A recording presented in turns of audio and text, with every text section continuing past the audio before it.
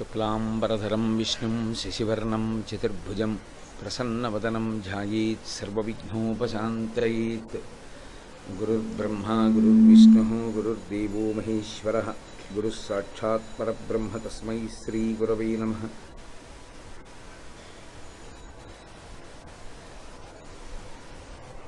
व्यासाय विष्णुरूपाय व्यासरूपाय विष्णवे नमो वै ब्रह्मनिधये वासिष्ठाय नमो नमः।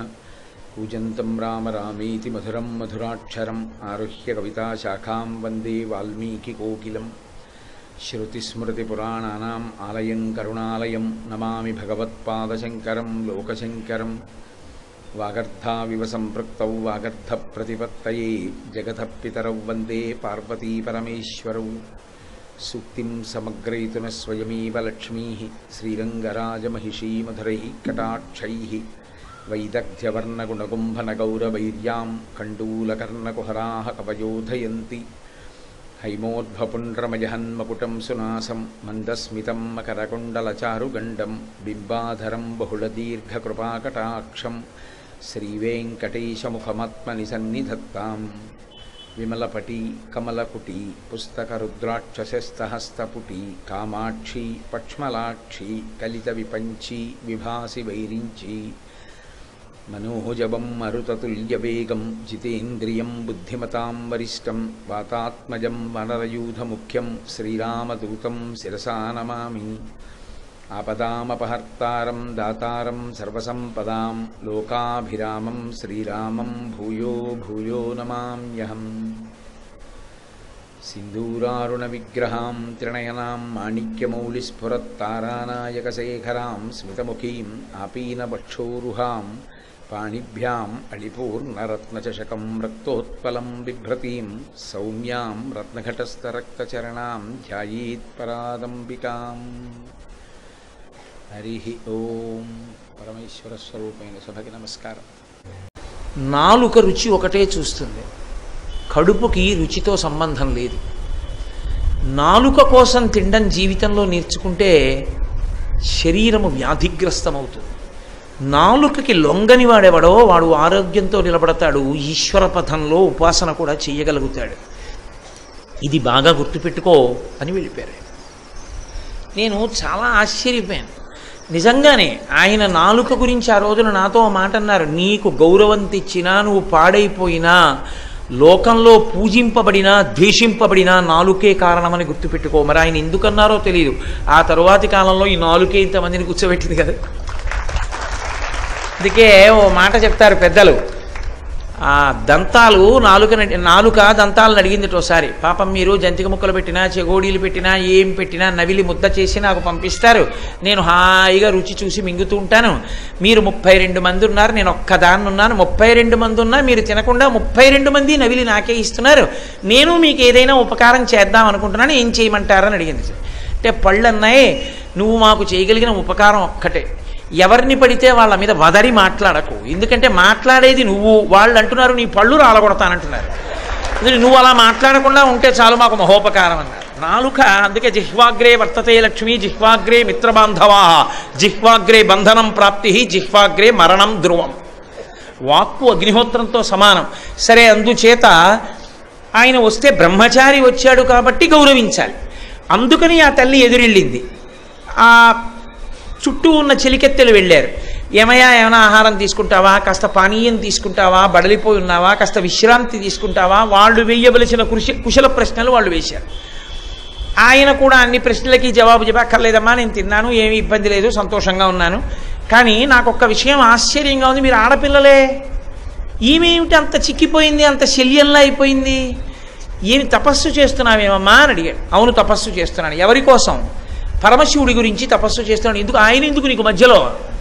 అంటే ఆయన్ని భర్తగా పొందాలనుకుంటున్నాను. అంటే ఆయన అన్నాడు, వచ్చిన బ్రహ్మచారి, అయ్యయ్యయ్యయ్యయ్యో ఎంత తప్పు చేశావమ్మా, శివుడి గురించి తపస్సు ఎందుకమ్మా అన్నాడు.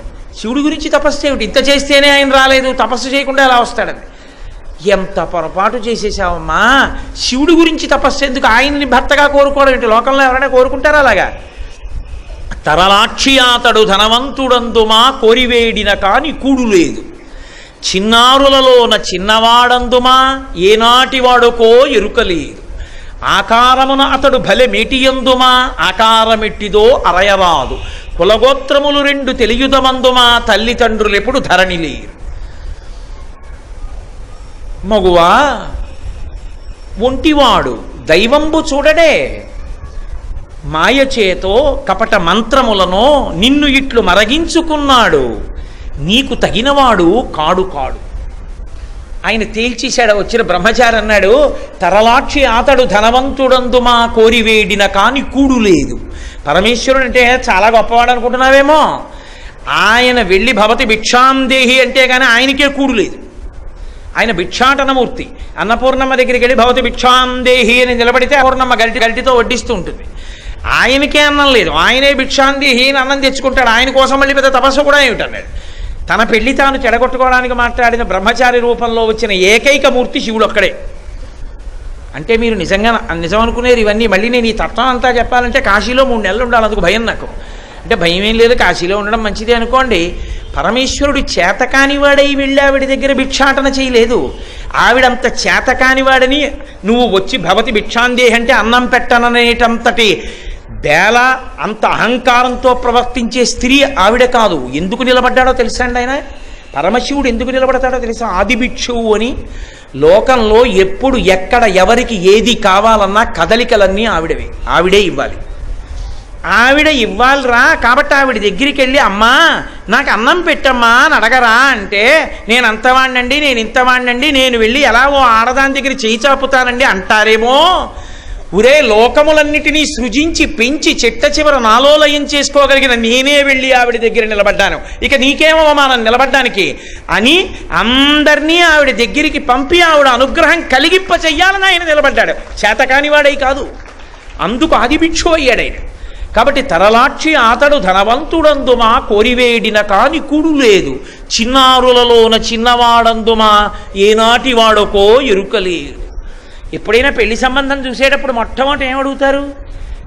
పిల్లాడికి వయసు సరిపోవాలి కదా, అన్నీ బాగున్నాయి కానీ 26 ఏళ్ళు పెద్దదంటే చేస్తారేంటి? 26 ఏళ్ళు పెద్దాడో 14 ఏళ్ళు పెద్దవాడు, 70 చాలా గ్యాప్ వచ్చేసిందండి అంటాం కదా. మరి నువ్వు చూస్తే యవ్వనంలో ఉన్నావు, ఆయన డేట్ ఆఫ్ బర్త్ ఏమిటని ఆయన అడుగుదాం అంటే ఎప్పుడు పుట్టాడో చెప్పగలిగిన వాడు లేడు. ఆయన ఎప్పుడు పుట్టాడో ఎవరికీ తెలియదు. కాబట్టి ఎంత వృద్ధుడు ఆయన. శివమహిమ్నా స్తోత్రం చేస్తూ పుష్పదంతుడు అంటాడు, నమో నీధిష్టాయ ప్రియతవదవిష్టాయ చ నమో నమక్షోధిష్టాయ స్మరహర అవిష్టాయ చ నమో అని. స్మరహర అవిష్టాయ చ నమో. దూరంగా ఉండేవాడు ఆయనే, దగ్గరగా ఉండేవాడు ఆయనే. బహువృద్ధుడు ఆయనే. మంచి యవ్వనంలో దక్షిణామూర్తిగా కూర్చునేవాడు ఆయనే. కాలమునకు లొంగడు. కాలము ఆయన నుండి వచ్చింది కానీ కాలంబు గతి, ఆయన నడక కాలం. అటువంటి వాడు ఎప్పుడు పుట్టాడో ఎవరికి తెలుసు? అది ఆయన గొప్పతనం. పైకి ఎప్పుడు పుట్టాడో తెలియనంత వృద్ధుడమ్మా. ఆయనతో నీకు పెళ్ళేమిటి? చిన్నారులలోన చిన్నవాడందుమా ఈనాటి వాడకో ఎరుకలేదు. పోని ఇవన్నీ వదిలిపెట్టేసేయి. వయస్సు తెలీదు, అది తెలీదు. ఎలా ఉంటాడు పెళ్లి కొడుకు అని అడిగితే చెప్పాలా ఎవరికైనా? ఇప్పుడంటే ఫోటో చూపిస్తున్నారు. పూర్వం పెళ్లి కొడుకు ఎలా ఉంటాడంటే తెల్లగా ఉంటాడండి, లేకపోతే నల్లగా ఉంటాడండి, 5.5 అడుగులు పొడుగండి, లేకపోతే 5 అడుగులు పొడుగండి, ఏదో చెప్పాలా? ఎలా చెప్తారు మీరు శివుడికి? ఆయనకి రూపం ఉంటే శివుడు, రూపం లేకపోతే నిర్గుణ బ్రహ్మం, రూపానికి నిర్గుణానికి మధ్యలో ఉంటే అరూపరూపి శివలింగం. ఇలా ఉంటాడందామా? 63 లీలామూర్తులు. శివుడికి ఉన్నన్ని లీలామూర్తులు ఎవరికీ లేవు. 63 రకముల లీలామూర్తులు ఉన్నాయి. పొద్దున్న కంచికామకోటి దేవాలయంలో చూసి మురిసిపోయాను నేను, ఎన్ని మూర్తులో గుడి చుట్టూ, అపురూపమూర్తులు. కాబట్టి అన్ని రకాలైనటువంటి రూపాలు ఉన్నవాడు. ఏ రూపం అని చెప్తాం? శివుడి రూపం చెప్పమంటే అసలు రూపం తెలియని వాడితో పెళ్ళేయటమ్మా నీకు? ఇది పైకి, లోపల అంత గొప్పవాడు, నామరూపాతీతుడైనటువంటి వాడు శివుడు. కాబట్టి అతని యొక్క రూపం తెలుసుకుందామంటే ఆకారమెట్టిదో అరయుధమన్నా ఆకారమెట్టిదో ఎరుకలేదు. ఆయన ఆకారం ఏమిటో తెలియదు. పోనీ కులగోత్రములు 2 తెలియదమన్నచో తల్లిదండ్రులు ఎప్పుడు ధరణి లేరు. పెళ్లి చేసేటప్పుడు ఆయన కులం ఏమిటి, ఆయన గోత్రం ఏమిటి కనుక్కోవాలి. రేపు పొద్దున్న కన్యావరుని చెప్పాలా, ప్రవర చెప్పాలా? చెప్పాలంటే తండ్రి తెలియాలా, తాత తెలియాలా, ముత్తాత తెలియాలా? తెలియకుండా ఎలా చెప్తారు? ఎలా పెళ్లి చేస్తారు? గౌరీ తపస్సు ఎలా జరుగుతుంది? పీటల మీదకి ఎలా వస్తాడు? అసలు వాళ్ళ నాన్నగారు ఎవరితో నిశ్చితార్థం చేసుకోవాలి? కాబట్టి అడుగుదామంటే కులము గోత్రము అడుగుదామంటే తల్లి తండ్రి ఉంటే అడుగుతాం, పెదనాన్నో పెద్దమ్మో తల్లి బాబాయ్యో ఉంటే వెళ్ళి అడుగుతాం. అసలు ఆయనకి తల్లి తండ్రి భూమి మీద ఉన్నారని ఎక్కడా లేదు. ఆయన ఇప్పుడు పుట్టాడో తెలియదు, ఆయనకి తల్లి తండ్రి ఉన్నారని అసలు ఎక్కడా లేదు. ఇక అటువంటి వాడికి ఎలా నువ్వు పెళ్లి చేసుకుందాం అనుకుంటున్నావు?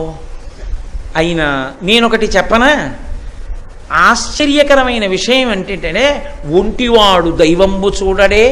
పాపం ఆయన గురించి చెప్పాలి అంటే ఆయన ఒంటివాడు, ఆయనకి అని ఎవడూ లేడు. అందుకే ఓ గడుసుక వెన్నాడు, ప్రపంచంలో అనాథ అంటూ ఎవరైనా ఉంటే పరమేశ్వరుడు ఒక్కడే. ఎందుకంటే అనాథనాథుడై ఆయన మనకుండగా మనం ఎందుకు అనాథలవుతాం? ఆయనకి తల్లిదండ్రులు లేరు, ఆయన్ని ఆదుకునేవాళ్ళు లేరు, కాబట్టి ఆయన అనాథ అని వెంటనే అన్నాడు. కాదు కాదు, ఆయన కూడా సనాథి. ఎందుకంటే ఆయన ఆదుకోవడానికి అమ్మవారు ఉంది, అమ్మవారిని ఆదుకోవడానికి ఆయన ఉన్నాడు. కాబట్టి అనాథ అన్న మాట లోకంలో ఎందుకు వచ్చిందో నాకు అర్థం కాలేదు. అసలు ఈ మాట అన్వయం అవడానికి ఎవడు లేడు అన్నాడు. ఎంత గొప్ప మాట చూడండి, భక్తి ఉన్నవాడి హృదయం అలా ఉంటుంది. కాబట్టి ఆయన గురించి చెప్పాలి అంటే ఒంటివాడు దైవంబు చూడడే. పాపం ఎవరు చూడాలి? ఆయన్ని దేవుడు చూడాలంతే. పైకి లోపల ఆయన తప్ప వేరొకటి లేదు, ఉన్నది శివం, శివుడు ఒక్కడే ఉన్నాడు. అందుకే శంకర భగవత్పాదులు గోవింద భగవత్పాదాచార్యులు వారిని కలుసుకున్నప్పుడు ఎవరు నువ్వు అని అడిగితే కస్త్వం అంటే నేను ఇంద్రియాలు కాదు, నేను బుద్ధి కాదు, నేను మనస్సు కాదు, కేవలం శివోహం, నేను శివుణ్ణి అంటారు. కాబట్టి ఉన్నది ఆ ఒక్కటే, కానీ మాయ చేత నామరూపాత్మకంగా జగత్తు కనపడుతోంది. ఈ కారణం చేత తత్వతః శివుడు ఒక్కడే ఉన్నాడని చెప్పడం, పైకి చెప్పినప్పుడు వింటే పద్యం పాపం వంటివాడమ్మా దేవుడు చూడాలి, ఆయనకి ఎవరున్నారు? చూడండి, మనం చాలా దయనీయమైన వాళ్ళు ఎవరైనా కనపడ్డారనుకోండి, ఎవ్వరూ లేరనుకోండి, అష్టదరిద్రాల్లో అదోటి, ఎవ్వరూ లేకపోవడం. తన పనులన్నీ తనే చేసుకోవాలి, తనకి పని చేసేవాడన్నవాడు ఒక్కడూ లేకపోతే అష్టదరిద్రాల్లో ఒకటి. ఒంటివాడు దేవుణ్ణి చూడడే, ఒక్కడే పాపం ఆయన్ని దేవుడు చూడాలని.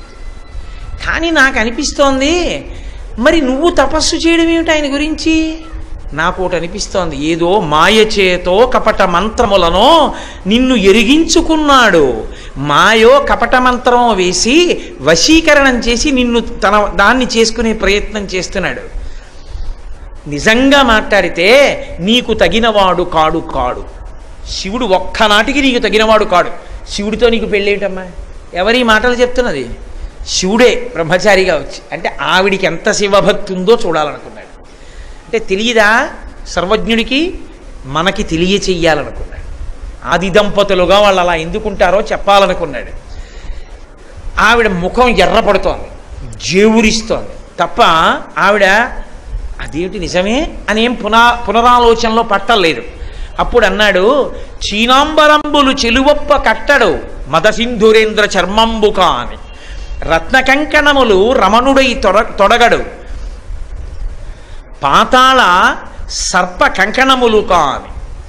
ఆయన ఓ బట్ట కట్టుకోవాలి, పట్టుకెళ్ళి ఏదో మంచి పట్టు పంచెలు చాపిచ్చి కట్టుకోండి అన్నారనుకోండి, ఆయన ఏం కట్టుకోడు. రేపు పొద్దున పెళ్లిపేటల మీద కట్టుకోమంటే అవేం అక్కర్లేదు ఆయనకి. మదసింధురేంద్ర చర్మంబు కాని, ఆయన ఏనుగు చర్మాన్ని కట్టుకుంటుంటాడు. ఏనుగు చర్మం చేతకాక కట్టుకున్నవాడు కాదు. ఇక్కడికే దగ్గరలో ఉంది కృత్తివాసేశ్వరలింగం అని. మహానుభావుడు గజాసుర సంహారం చేసి కోరుకున్నాడు ఆ గజాసురుడు, నా తోలు తీసి నువ్వు కట్టుకోవయా, దుర్గంధము లేక చినుంగక, అది చిరిగిపోకూడదు, దుర్గంధం రాకూడదు, సువాసనతో ఎప్పుడూ ఉండాలి, నీ ఒంటి మీద ఉండాలని అడిగితే కట్టుకున్నాడు భక్తపరాధీనుడే. ఇక్కడే ఉంది కృత్తివాసేశ్వరలింగం. దాన్ని దర్శనం చేస్తే ఆ లింగాన్ని సమస్త పాపములు నశిస్తాయి. కాబట్టి మహానుభావుడు అంత గొప్పవాడు. ఆయన చెప్పడం ఎలా చెప్తున్నాడు? ఆయన చెప్పేటప్పుడు మాత్రం చీనాంబరంబులు చెలువప్ప కట్టడు మదసింధురేంద్ర చర్మంబు కాని. పట్టుబట్టలు కట్టుకోమంటే కట్టుకోవడమ్మా, ఏనుగు చర్మం కట్టుకుంటాడు, నెత్తురోడుతున్నది. ఆయనతో నీకు పెళ్ళేమిటి? రేపొద్దున కొంగుముడి వెయ్యాలి. ఆ ఏనుగు రక్తం ఓడిపోతున్న చర్మాన్ని నీ పట్టు కొంగుని కలిపి ముడేస్తారా? ఎలా కుదురుతుంది? పోని రత్న కంకణములు రమణప్ప తొరగడు ఫణిలోకరాజ కంకణము కాని. పోనీ ఏదో రత్న కంకణాలు తీసుకొచ్చి పోన్లేవా, పట్టుబట్ట కట్టుకోకపోతే కట్టుకోకపోయావు, ఓ కంకణాలు వేసుకో అని చెప్పి చక్కగా ఏమైనా మణిహారాలు అవి ఇస్తే వేసుకున్నాడు అనుకుంటున్నావా? ఆయన దగ్గర రకరకాల కొలతలున్న పాముల పెట్లు ఉంటాయి, అవి తీస్తాడు. ఒక్కొక్కటి తీసి ఓ పావుని ఇక్కడ చుట్టుకుంటాడు, ఓ పావుని ఇక్కడ చుట్టుకుంటాడు, ఓ పావుని ఇక్కడ చుట్టుకుంటాడు, ఓ పావుని వేలుగు పెట్టుకుంటాడు, ఓ కొన్ని పెద్ద పావులు మెళ్ళలో వేసుకుంటాడు, కొన్ని పావులు కాళ్ళకి చుట్టుకుంటాడు. ఇన్ని పావులన్నీ వేసుకుని చక్కగా కూర్చుని ఉంటాడు. ఇప్పుడు నాగాభరణుడని పేరు. శంకరాచార్యులు వారు సౌందర్యలహరిలో పెద్ద చమత్కారం చేశారు. అమ్మవారి కళ్ళల్లో నవరసాలు చెప్తున్నారు ఆయన. ఆ నవరసాలు చెప్పేటప్పుడు ఆ నవరసాలు చెప్పినప్పుడు అమ్మవారి కళ్ళల్లో భయానకం చెప్పాలి, భయం ఎలా కనపడుతుందో చెప్పాలి. అందరి భయాన్ని తీసేసే తల్లి కళ్ళల్లో భయం ఎలా చెప్తారు? అసహ్యంగా ఉండదు చెప్తే, అమ్మవారు భయపడిందని చెప్తే. అందుకని భయం చెప్పడం ఎలాగో అని ఆలోచించి శంకరులు కనుక ఒక అద్భుతమైన ప్రయోగం చేశారు. ఆయన అన్నారు, పార్వతీ పరమేశ్వరులు కూర్చునుంటే శంకరుడిని స్తోత్రం చేస్తోంది సరస్వతీదేవి. విపంచాగాయంతి వివిధమపదానం పశుపతే. పరమశివుని మీద స్తోత్రం చేస్తుంటే అమ్మవారు పొంగిపోతారు. అమ్మవారింత పొంగిపోతుంటే పరమశివుడు పక్కన కూర్చునున్నాడు. మా ఆయనే అని గొప్పగా ఉంటుంది కదా, అందుకని సభలో ఎవరూ చూడకుండా ఆవిడ సంతోషంగా ఇలా ఆయన చేయి పట్టుకోరు. ఆయన చెయ్యిలా పట్టుకునేటప్పటికీ ఆయన చేతి మీద ఉన్న పాము పిల్లలోటి మెల్లిగా ఆవిడ చేతి మీదకి ఎక్కింది. పావుకి అడుగున చల్లగా ఉంటుంది. ఆ పాము పిల్ల ఈవిడ చేతి మీదకి పాకేటప్పటికీ ఏమిటి మా ఇలా చూసి చేయి పట్టుకుంటే అసహ్యంగా ఉంటుంది, సభ వంక చూస్తే ఆవిడ ఇలా చేయి పట్టుకుంది సంతోషంగా, మా ఆయని ఇంత గొప్పవాడు అని. ఆ పాము పిల్ల చేతి మీదకి ఎక్కింది చల్లగా. ఏమిటని ఇలా చూసింది, పాము పిల్ల అంది ఆవిడ. అప్పుడు ఆవిడ కళ్ళల్లో భయం కనబడింది అన్నారు శంకరాచార్యులు. అంత అందంగా చెప్పాలి తప్ప ఇంకోలా చెప్పకూడదు. శివే శృంగారార్ధ్ర తదితర జనే కుచ్చనపర సరోష గంగాయాం గిరిశచరితే విస్మయమతి హరాహిభ్యో భీత. శివుడి మీద ఉన్న పాము తన మీదకి ఎక్కినప్పుడు భయపడినట్టుగా ఆవిడ కళ్ళలో భయంతో కూడిన రసం కనపడింది అన్నారు. కాబట్టి ఆయన ఎప్పుడు పెద్ద పెద్ద పాముల్ని తెచ్చి కంకణాలుగా వేసుకుంటాడు. రేపు పొద్దున పెళ్లి కొడుకు పీటల మీదకి వచ్చాడంటే చుట్టుపక్కల ఎవరు ఉండరు, బ్రహ్మస్థానంలో కూడా ఎవడో కూర్చోడు. ఎందుకంటే పెద్ద నాగుపాము ఒకటి ఇలా ఉందనుకోండి, మంగళసూత్రం ఇలా పట్టుకోండి, ఈ దర్భలు ఇలా పట్టుకోండి అని ఎలా చెప్తాడు, అది టపుక్కుని కాటేస్తే. పైగా కాళ్ళు కడగాల రేపు పొద్దున కన్యాదానంలో, ఆ 2 కాళ్ళు పళ్ళెంలో పెట్టాడు అనుకోండి, అక్కడి నుంచి పాపం మేనకాదేవి వచ్చి నీళ్లు పోస్తే ఆ పావులు ఎంత కోపం వస్తుంది వాటికి, వాటి మీద నీళ్లు పోస్తే అక్కడి నుంచి అవి నీళ్లలో దిగి గిరగిర తిరుగుతుంటే ఏమిటి కడుగుతాడు హిమవంతుడు, హడిలిపోడు. ఏమిటమ్మా ఆయనతో పెళ్ళి ఏమిటమ్మా నీకు? రత్న కంకణములు రమణప్ప తొడగడు పడిలోక రాజ కంకణము కాని. పైగా చందనగంధంబు జానడై పూయడు మద పంచబాణ భస్మంబు కాని.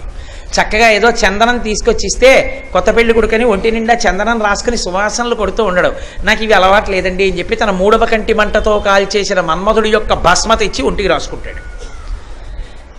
పైగా అన్నిటినీ మించి పూల దండలు భోగియై తురమడు వెలలేని రేయింత వెలుగు కాని. చక్కగా నాకుండలి నామకుటి నాస్రగ్వి నల్పభోగవాన్. పురుషుడంటే ఎప్పుడు మెళ్ళలో పూలదండ వేసుకుని తిరుగుతూ ఉండాలి. అంటే ఇప్పుడు తిరిగితే పిచ్చాడు అనుకుంటారు అనుకోండి, అలవాటు పోయింది. కానీ యథార్థానికి పురుషుడు ఎప్పుడూ మెళ్ళలో పూలదండతో ఉండాలి అని శాస్త్రం. కాబట్టి ఆయన మెళ్ళలో పూలదండ వేసుకోడు, ఎప్పుడు ఆ చంద్రవంకని తెచ్చి ఇక్కడ నెత్తి మీద పెట్టుకుని కూర్చుని ఉంటాడు. ఇక్కడ విచిత్రంగా ఉండదు అలా కూర్చుంటే. ఎవరైనా కూర్చుని నెత్తి మీద చంద్రుడు నెట్టు కూర్చున్నాడు అనుకోండి, నెత్తి మీద చంద్రుడు, 3 కళ్ళు, ఒంటి నిండా పాములు, ఆ మదపంచబాణ భస్మ. ఏమిటి ఇంట నుండ నొల్లడులుకొలలో కాని. ఇంట్లో ఉండడు, ఆయనకు ఒక ఇల్లు లేదు, శ్మశానంలో ఉంటాడు. ఇంట నుండ నొల్లడులుకొలలో కాని ఎనయ సింహం ఎక్కడ ఎద్దు కాని. పోనీ నీ దగ్గర సింహం ఉంది కదా రండి, ఎందుకంటే ఆ ముసిలిద్దు పాపం రండి హాయిగా ఈ సింహం మీద వెళ్ళిపోదామంటే అబ్బెబ్బెబ్బే నా వాహనం అని చెప్పి ఆ ఎద్దే ఎక్కుతాడు. ఎనయ సింహం ఎక్కడ ఎద్దు కాని. ఇన్ని విచిత్రమైన లక్షణాలు ఉన్నాయి. అసలు నేను ఒక మాట చెప్పనా, చిలువ చెప్ప సిగ్గయ్యేడిది, వెర్రి అనగా శివుడు వినవే చెప్పుమా. నాకు చెప్పడానికి సిగ్గేస్తోంది, కానీ అసలు లోకంలో వెర్రేడంటే ఎవరంటే శివుడే అన్నాడు వచ్చిన బ్రహ్మచారి, నేను కాదు. నిజంగా కూడా ఆయనకు ఆ పేరుంది. పిచ్చాళ్ళకి పెద్ద పిచ్చాడని పేరు శివుడికి. ఎందుకో తెలుసా అండి, ఆయనకున్నటువంటి నామాలలో ఉన్మత్త శేఖరాయ నమః అని పేరు. ఉన్మత్త శేఖరుడు అంటే పిచ్చివాళ్లలో పెద్ద పిచ్చివాడు అని. అందుకే ఉమ్మెత్తకాయలతో పూజ ఆయనకి. లేకపోతే ఉమ్మెత్తకాయలతో ఎవరికి పూజ చేయరు, ఉమ్మెత్తాకులతో ఉమ్మెత్త పూలతో పూజ ఎవరు చేయరు. అందుకే ఉమ్మెత్త పూలు తెచ్చారు కదా అని చేయకూడదు. ఉమ్మెత్త పువ్వు చెయ్యాలి అంటే పూజ విశేషమైనటువంటి అనుష్ఠాన బలం ఉన్నవాడికి తప్ప శివలింగం మీద ఉమ్మెత్త పువ్వుతో పూజ చేసే అధికారం లేదు. అలా చేయకూడదు. తీసుకొచ్చిన ఎందుచేత అంటే ఆయన పిచ్చివాళ్లలో పెద్ద పిచ్చివాడు అని ఎందుకంటారంటే పిచ్చివాడు అంటే మనకు అర్థం కానివాడు. మనందరం ఓలా ఉంటే పిచ్చివాడు ఒక్కడు ఓలా ఉంటాడు, ఆయన మనకు అర్థం కాడు. మనకు అర్థం కాడు కానీ ఆయన ఆలోచనలు ఆయనకున్నాయి. మనందరం లోకం కోసం సంసారం కోసం తాపత్రయపడితే ఆయన పరబ్రహ్మం కోసం తాపత్రయపడతాడు. పరబ్రహ్మం గురించి తాపత్రయపడుతున్న వ్యక్తి మనకు అర్థం కాడు. అదేమిటంటే అలా కూర్చుంటాడు, అలా నించుంటాడు, ఎప్పుడు అలా ధ్యానం చేసుకుంటుంటాడు, ఈవిడ పట్టించుకోడు, ఆ గడ్డాలు పెరిగిపోయి మీసాలు పెరిగిపోయి ఏమిటి ఇలా ఉంటాడు అనుకుంటాం మనం. అందుకని పిచ్చివాళ్ళే కనపడతాడు. అందుకే రామకృష్ణ పరమహంసకు పట్టిన పిచ్చి నాకెప్పుడు పడుతుందో అని ఏడ్చారు ఆ కాలంలో కొంతమంది. కాబట్టి ఆయన పిచ్చివాళ్ళలో పెద్ద పిచ్చివాడు అంటే జ్ఞానుల యందు పెద్దవాడు. ఆయన చేతకాక వృషభాన్ని ఎక్కడు. వృషభము ధర్మస్వరూపం, ధర్మమే ఎద్దు. ఆయన ధర్మాన్ని నిలబెడుతుంటాడు లోకంలో. అందుకే రుద్రశబ్దం చేత పిలువబడతాడు. ఆయన రుత్ అంటే వేదముల యందు ఉన్నటువంటి మంత్రముల చేత ధర్మమును సుస్థాపితం చేసి అనుష్ఠించేటటువంటి శక్తినిస్తాడు. వేదం తెలియడం వేరు, వేదాన్ని అనుష్ఠించడం వేరు. తెలుసుకున్నది ధర్మం కాదు, అనుష్ఠించినది ధర్మం. సంధ్యావందనం చెయ్యాలని తెలుసుకోవడం ధర్మం కాదు, సంధ్యావందనం చెయ్యడం ధర్మం. కాబట్టి అలా అనుష్ఠించగలిగిన శక్తినిచ్చిన వాడెవరో వాడు రుద్రుడు. కాబట్టి ఆయన అందుకు ఎద్దునెక్కుతాడు. ఇది తత్వం. కానీ పైకి ఆయన మాట్లాడేటప్పుడు పనికి వాడిన వాడమ్మా అన్నట్టుంటుంది.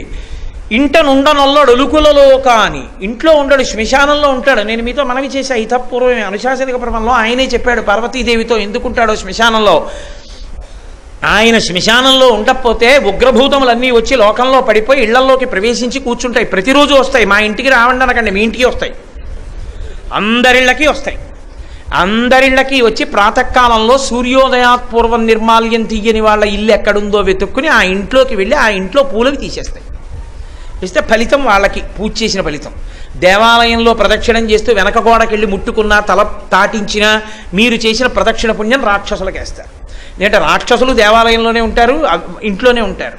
అందుకే ఉత్తిష్టంతు భూత పిశాచాహ, మీరు లేచిపోండి, మీకు మాకు గొడవ ఏం లేదు, మేము ఏదో దేవుణ్ణి పూజ చేసుకుందాం అనుకుంటున్నామని చెప్తున్నాం. మరి రోజు ఉత్తిష్టంతో భూత పిశాచాహ అంటే లేనివాడిని లేచిపోమంటారా? నేను వస్తే కదా వచ్చి కూర్చోండి అంటాం. నేను రాకుండా కోటేశ్వరారు వేదికలు అలంకరిస్తున్నారంటే నవ్వుతారు అందరూ. అదే వాడు రానేలేదు వేదికలు అలంకరించడం ఏమిటండి, అలంకరించిన వాడిని లేచిపోమండం ఏమిటి? అలంకరిస్తే కదా లేచిపోమండం, అవి వస్తే కదా లేవడం అంటే వచ్చాయనైనా దాని అర్థం. అవి ఇండ్ల మీదకి వచ్చి పడిపోయి ప్రజల్ని నాశనం చేసేయకుండా దైవ కార్యాలు జరుగుతున్నాయంటే ఇవాళ సంకల్పం చేసిన కార్యం ఈ ప్రాంగణంలో జరిగిందంటే శివానుగ్రహం. అందుకని ఆయన శ్మశానంలో కూర్చుని విచిత్రతాండవం చేస్తూ ఉగ్రభూతాలన్నింటినీ కూర్చోబెడతాడు. అవి అలా సంతోషిస్తూ అక్కడ కూర్చుంటాయి. రెండు, నా వాళ్ళు నా వాళ్ళు నా వాళ్ళు, మా నాన్నగారు మా అమ్మగారు లేకపోతే మా బాబాయ్ గారు మా పెదనాయన గారు మా స్నేహితుడు మా గురువు గారు ఇన్ని మాటలు చెప్తారు. ఒక్కసారి ఊపిరి వెళ్ళిపోయిందా శవం అంటారు. తీసుకెళ్ళి కట్టెల మీద పెట్టి కాల్చేస్తారు, లేదా భూమిలో పెట్టి కప్పేసి వెళ్ళిపోతారు. ఎవరు వెంట వచ్చేది? ఎవరు లేరు. అప్పుడు నేనున్నానురా బెంగపెట్టుకోకని తోడుండడం కోసమని ఏడుస్తూ వెళ్ళిపోయిన వాళ్ళు భయపడుతూ నిలబడితే ఒంటరితనాన్ని తట్టుకోలేకపోతే బెంగపెట్టుకోకు నేనున్నానని చెప్పడానికి ఆయన ఒక్కడే శ్మశానంలో కూర్చుని ఆదుకుంటాడు. అందుకునున్నాడు శ్మశానంలో. చేతకానివాడై కాదు, పార్వతీదేవికి చెప్పాడు నాకేమి కైలాసం ఉంది, అందుకు కూర్చుంటూ ఉంటాను శ్మశానంలో అన్నాడు. సంవసింతు మహాశ్మశాన భూముల నేకాన నేనుంట మహాశ్మశానమయ్యే.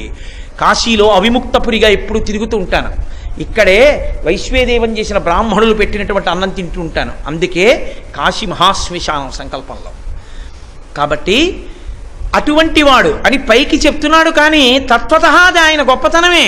కానీ పార్వతీదేవి దగ్గర చెప్పేటప్పుడు పనికి మాలిన వాడన్నట్టుగా చెప్తున్నాడు. ఇన్ని చెప్తే ఆవిడంది చాలా ముఖం ఎర్ర పడిపోయి ఇంకా ఆవిడ ముఖం కందగడ్డలా అయిపోయింది. అంత కోపం వచ్చింది ఆవిడకి శివనిందవిని. ఆయన ఇప్పుడు అన్నాడు అసలు చూద్దాం అటో ఇటో తేలిపోతుందని. చిట్ట చివర ఆయన అన్నాడు ముదిమిలేనివాడ మోహనాకారుండ మగువ నిన్ను నేల తగినవాడ, నీవు నన్ను తగిలి నా వెంట చనుతెమ్ము వనటకుంద నేల వనజనేత్ర. ఓ చక్కటి పద్మాల వంటి కన్నులున్న పిల్ల, ఆ ముసిలాడు ఎప్పుడు పుట్టాడో తెలీదా? శివుడి గురించి ఎందుకు? బ్రహ్మచారిని, చక్కటి అందగాన్ని, ముదిమిలేనివాడా, నేనేం ముసలాన్ని కాదు, మోహనాకారుండా, మంచి అందగాన్ని. కాబట్టి నిన్ను ఏలా తరుణి నిన్ను నేల తగినవాడా, ఓ తరుణి నిన్ను ఏలుకోవడానికి తగినవాణ్ణి, నన్ను తగిలి నీవు నా వెంట చనుదేమో, నన్ను తగులుకుని నాతో వచ్చి. వనటకుంద నేల వనజనేత్ర, ఈ వనంలో ఎందుకు ఈ తపస్సు? ఎక్కడ లేని కోపం వచ్చింది, పూర్తి చేసేయాలిగా పార్వతీ కళ్యాణం, అందుకు పూర్తి చేసేయడం లేకపోతే అవుతుందా? ఒళ్ళు తెలియదు నాకు పార్వతీ కళ్యాణం అంటే. కాబట్టి ఆవిడంది చుట్టూ ఉన్నటువంటి చిలికెత్తెల్ని పిలిచి, వీడట బ్రహ్మచారి అట, వీణుల పెట్టగరాని మాటలే ఆడుచునున్నవాడు, నమశివాయయుండాడగరాదు, వీని కపటాత్ముని ఇచ్చట ఉండనీక పండ్లోడగ వేసి ద్రొబ్బుడని నుగ్రత పల్కిన కాంతలందరూ. వీడట బ్రహ్మచారి అట, వీడు బ్రహ్మచారిట, వీడు బ్రహ్మమునందు తిరుగుతుంటట, బ్రహ్మమును అనుభవిస్తుంటట వీడు. అందుకే వనభోజనం అంటారు. కార్తీక మాసంలో వనభోజనం చేయండి. వనం అంటే బ్రహ్మం, భోజనం అంటే బ్రహ్మాన్ని తినడం, బ్రహ్మాన్ని అనుభవించడం. వీడట బ్రహ్మచారి అట, వీడు బ్రహ్మచారి.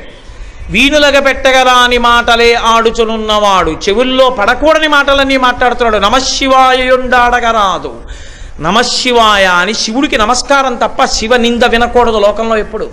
వీడు శివనింద చేస్తున్నాడు. కపటాత్ముడు వీనిని ఇచ్చట ఉండనీక, ఇక ఈ బ్రహ్మచారిని ఇక్కడ ఉండనివ్వకండి. కేవలం తోసేయడం కాదు, పండ్లు ఉడగ వేసి ద్రొబ్బుడని వీడిని పళ్ళు ఊడిపోయేట్టుగా కొట్టి ఈడ్చేతలు బారేయండి. అది ఎవరిని? శివుణ్ణి. పండ్లు ఉడగ వేసి ద్రొబ్బుడని ఉగ్రత పల్కిన కాంతలందరూ, అక్కడ ఉన్న కాంతలందరూ వెంటనే ఆయన్ని కాళ్ళు చేతులు పట్టుకుని 4 లెంపకాయలు కొడుతూ ఈడిచేస్తున్నారు. ఈడిచేస్తుంటే పరమేశ్వరుడు చూశాడు. ఓ ఎంత భక్తి నా యందు, ఆయనకి అదేం సంతోషం. అందుకే శంకరాచార్యులు వారు అంటారు, అన్నిటికన్నా నీకు దెబ్బలే ఇష్టమేమో శివ, అదే చైనా అంటారు. ధనస్సు పెట్టి కొట్టిన అర్జునుడిని అనుగ్రహించావు, ఆనాడేమో ఆ ముసలి అవ్వ రోకలి పట్టుకుని కోట్నా తింటావా అంటే అన్నం తిన్నావు, దర్శనమిచ్చావు, అనుగ్రహించావు. పార్వతీదేవి చిలికెత్తెలందరూ కొడితే ఆవిడ్ని కళ్యాణం చేసుకున్నావు. శివ నాకు అదే మార్గంలా కనపడుతోంది అన్నారు. అంటే నిజమని కాదు, ఆయన భక్త పరాధీనతని చెప్పడానికి. జడత పశుత కళంకిత అని చంద్రుడి మీద స్తోత్రం చేసినట్లే. కాబట్టి వీళ్ళందరూ ఆయన్ని తోసేస్తుంటే ఆయన పరమశివుడిగా ఒక్కసారి దర్శనమిచ్చాడు. చంద్రోద్భాసిత శేఖరే స్మరహరే గంగాధరే శంకరే సర్పైర్భూషిత కంఠకర్ణ వివరే నేత్రోద్ధ వైశ్వానరే దంతి తకృత సుందరాంబరధరే త్రైలోక్య సారే హరే అన్నట్టుగా కనబడితే సంతోషపడిపోయారు. ఆయన ఆవిడ వంక చూశాడు. ఇది నిన్నటి రోజున మీకు నేను ఆ తత్వం అంతా చెప్పాను, మళ్ళీ ఇప్పుడు చెప్పక్కర్లేదు. మన్మధుడి చేతిలో ఉన్న చెరుకు విల్లు 5 పుష్పబాణాలు ఆవిడ పట్టుకుంటే ఏమవుతుందో ఇక్కడ నిరూపణం చేశారు. ఇప్పుడు ఆవిడ్ని చూడగానే మన్మధుడు వేస్తే పనికిరాని బాణాలు ఆవిడ పట్టుకుంటే పనికొచ్చాయి. శివకామ సుందరి అయి తల్లి నిలబడితే, కామిని చూచు చూపులకు కాక కలింగి శివుండు పాంథుడై కాముని తొల్లి గెలిచిన మగంటిమి నెల్ల తలంకి లోలతన్ కామిని చూచుచుండే, మరి కామినియున్మదనస్త్రపాతయై కామ విరోధి చూపులకు కాక కలింగే మనఃకలంకయై. ఓ పక్క పరమశివుడు అత్యంత ఏదో మహాదాహంతో ఉన్నవాడు నీళ్ల వంక చూసినట్టుగా ఆవిడ్ని చూడగానే ఇప్పుడు పాంథుడై అపారమైన కామంతో మహాకామేశ్వరుడై అమ్మవారిని చూస్తుంటే, అమ్మవారు కూడా అదే భావనతో పరమశివుడి వంక చూసింది. ఇత పూర్వం మన్మధుణ్ణి కాల్చినవాడు కాముని తొల్లి గెలిచిన మగంటిమి నెల్ల తలంకి, కాముణ్ణి కాల్చినవాడు కామమునకు వశుడయ్యాడు. ఇప్పుడు కామిని చూచు చూపులకు కాక కలింగి శివుండు పాంథుడై, ఇది లలితా త్రిపుర సుందరి మహాతల్లి అయినటువంటి శివకామ సుందరి తత్వాన్ని ఆవిష్కరించడం అంటే పద్యంలో. కాబట్టి ఇప్పుడు అలా పట్టుకుని నిలబడినటువంటి ఆ తల్లి యొక్క తత్వ స్వరూపానికి లొంగిపోయాడు పరమశివుడు. లొంగిపోయి ఆవిడ దగ్గరికి వచ్చి, ఇంత గొప్ప తపస్సు చేశావుగా పార్వతి, నిన్ను కళ్యాణం చేసుకుంటున్నానన్నాడు. ఆవిడంది, ఆగండి ఆగండి ఆగండి ఆగండి, ఇలా వద్దు. ఎందుకో తెలుసా, నేను ఎంతో కష్టపడి ఈ అవతారంలో మిమ్మల్ని వివాహం చేసుకుంటున్నాను, కళ్యాణం చేసుకుంటున్నాను. ఈ అవతారంలో శాస్త్రం ఎలా చెప్పిందో అలాగే చేసుకోవాలి. మీరు మా నాన్నగారికి కబురు చేయండి, మీ పిల్లని నాకు ఇమ్మని. కన్యావరుని అంటే మగపిల్లాడి తల్లిదండ్రులు వెతుక్కుంటారు, కానీ ఆడపిల్ల తల్లిదండ్రులు వెతుక్కుంటారని కాదు. అందుకే ఇప్పుడు కళ్యాణ క్రతువులో మీరు చూస్తారు, పెద్దల్ని పిలిచి పండితుల్ని పిలిచి తాంబూలం ఇస్తారు. తాంబూలం ఇచ్చి మా అబ్బాయికి తగిన వరుణ్ణి తగిన వధువు ఎక్కడుందో వెతకమంటే ఆ వధువు ఇంటికి వెళ్ళి అడుగుతారు, అయ్యా మా విశ్వేశ్వరుడికి ఇల్లాలు కావాలి అందుకని చెప్పేసి మీ అమ్మాయిని ఇవ్వండి అని అడిగితే కన్యాదాత ఒప్పుకుంటాడు. కన్యాదాత ఒప్పుకున్న తర్వాత కళ్యాణం జరుగుతుంది. అందుకే కన్యాదాత ఇంటికి పెడతారు. అందుకని కన్యాదాత స్వగృహమునందు అంటారు వివాహం. మగపెళ్లివారు అక్కడికి రావాలి. కాబట్టి నువ్వు మా నాన్నగారికి కబురు చేసి హిమాలయ పర్వత ప్రాంతమునకు వచ్చి అక్కడ నన్ను కళ్యాణం చేసుకో, తప్ప ఇక్కడ ఎవరికీ తెలియకుండా చడి చప్పుడు కాకుండా నిన్ను పెళ్లి చేసుకున్నాను, మన ఇద్దరం ఎప్పుడూ ఒకటే కదా, ఆది దంపతులు అని వచ్చేయమంటే నేను రానందాడు. మరి అంత తపస్సు చేసినప్పుడు వరం ఇవ్వద్దు, తప్పకుండా అలాగే అడుగుతాను. ఇప్పుడు ఆవిడ మళ్ళీ తన పుట్టినింటికి వెళ్ళిపోయింది, ఆయన కైలాసానికి వెళ్ళిపోయాడు. వెళ్ళిపోయి సప్తర్షుల్ని అరుంధతీదేవిని పిలిచాడు. పిలిచి వాళ్లతో అన్నాడు, ఇప్పుడు నాకు పార్వతీదేవికి పెళ్ళి అవ్వాలి, అంత తేలికేం కాదు, ఏదో ఆవిడ ఒప్పేసుకుంది నేను ఒప్పేసుకుందని పెళ్ళి అయిపోతుంది అనుకుంటున్నారేమో. ఒక్కనాటికి అంత తేలిగ్గా ఈ కళ్యాణం జరగదు. ఎందుకో తెలుసా? నా తత్వం ఏమిటో అర్థం అవ్వడం చాలా కష్టం. శివుడికి ఏముందంటారు, పిల్లనిచ్చే వాళ్ళకి ఏం కావాలంటే పిల్లాడు ఎంత అందంగా ఉంటాడు, పిల్లాడు ఎప్పుడు పుట్టాడు, ఆయన వయస్సు ఎంత, ఆయనకి ఏముంది. ప్రత్యేకించి శివుడు అన్నాడు, కూతుల పెండ్లి చేయునడలన్ వాచాలకుల్ తల్లులేయని లోకంబులు పల్కుగావున సతీనీ వద్రీషు ఇల్లాలతో ఈ కన్యకున్ వరుండు తగు మీరూహింపగా నేలవనరన్యమ్మని కార్యంబు ఘటింపగా పలుకుమీ అంబోజ పత్రేక్షణ. ఓ అరుంధతి, నువ్వు లోపలికెళ్ళి మాట్లాడు మేనకాదేవితో. ఎందుకో తెలుసా? కూతుల పెండ్లు చేయునెడలను వాచాలకులు తల్లులేయని లోకంబులు పల్కుగావున. చాలా మంచి సంబంధమే, చాలా మంచి సంబంధమే అని తండ్రి అంటాడు. ఆడవాళ్ళు తీరా పెళ్లి దగ్గర పడిపోయిన తర్వాత ఏమిటండి, వియ్యపురాలు ఆవిడే నాకు వియ్యపురాలు ఏంటి, నేను ఆవిడికి వియ్యపురాలని కానా, మన్నీ మర్యాదకు అడగక్కర్లేదా, మీరేం పట్టుచీర కట్టుకుంటారు వదిన గారు అని, పట్టుచీర కొనిపెట్టడానికి నన్ను తీసుకెళ్ళచ్చు కదా. చూడండి, ఇంత మర్యాద చేసాం, వాళ్ళు మనకేం మర్యాద చేశారు, బంగారంలా పెంచుకున్న పిల్లని ఏమిటో ఇప్పుడు చేసుకున్న తర్వాత తెలుస్తోంది వాళ్ళేమిటో, వాళ్ళ గొప్పతనం ఏమిటో తీసుకెళ్ళి అక్కడ ఇచ్చాం అని ముందు మాట్లాడేది ఎవరంటే తల్లే లోకంలో అని శివుడు అన్నాడు. నేను అంటలేదు, లోకాలున్నాయన్నాడు. ఎందుకంటే ఈ విషయంలో గొడవ పెట్టుకోవడం ఆయనకి ఇష్టం లేదు. కూతుల పెండ్లి చేయునెడలన్ వాచాలకులు తల్లులేయని లోకంబులు పల్కుగావున సతీనీ వద్రీషు ఇల్లాలితో. మేనకాదేవి దగ్గరికి వెళ్ళి ఏం చెప్తావో తెలుసా? కన్యకున్వరుండు తగు. అమ్మా, నువ్వు అంత ఆలోచించక్కర్లేదు, ఊహింపగానేలా ఇద్దరికి సరిపోతుందమ్మా, చాలా బాగుంటారమ్మా అని నచ్చ చెప్పి కార్యంబు ఘటింపగా పలుకుమీ అంబోజపత్రేక్షణ. నాకు పార్వతీదేవికి పెళ్ళయ్యేటట్టుగా చూడమ్మా అరుంధతి అని బతిమలాడుకుని సప్తర్షుల్ని పిలిచి అన్నాడు, పెళ్లి చేసేటప్పుడు కొంతమంది ఉండాలి, 5 లేని పెళ్లి చేయకూడదన్నారు.